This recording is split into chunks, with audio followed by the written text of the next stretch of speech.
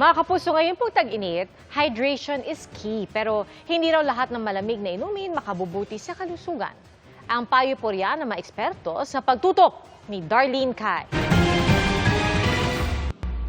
Ngayong umaabot na sa danger level ang damang init, paano mo ba tinitiyak na napepreskuhan ka? Si Fedila 3 beses sa isang araw kung maligo. Sa umaga, tanghali, gabi. Dami naman, Nay. Ay, kailangan eh. High blood kasi ako. Si Joseph na tricycle driver, laging sumisilong. Sobrang init po talaga para tayong nasa Riyadh. Si Anjaneth, laging may baon na minifan. Kailangan pa rin. Lalo na po sa panahon ngayon, ang init sobra. At sa iba, quenching thirst is the key. Laging may ininom na tubig para ma-relax ng kaunti.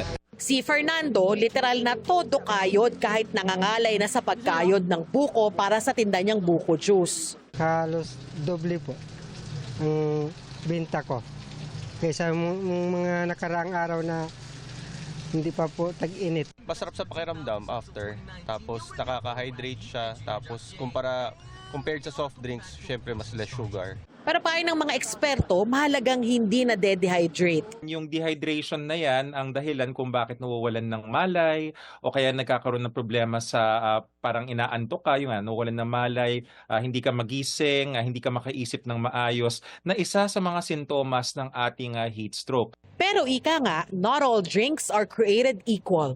No ang masyadong matatamis. At kung coffee or tea is life, Sundan natin na malinis na tubig kasi pagka caffeinated, maaari tayong umihi ng mas madalas. Tawag po natin dyan diuretic at mas matutuyuan tayo.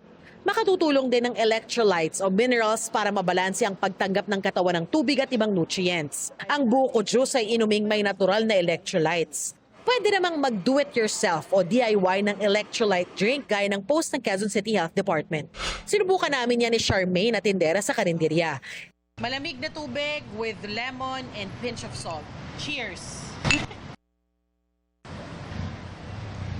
Para sa akin ay refreshing siya. Hindi sobrang lasa yung asin, no?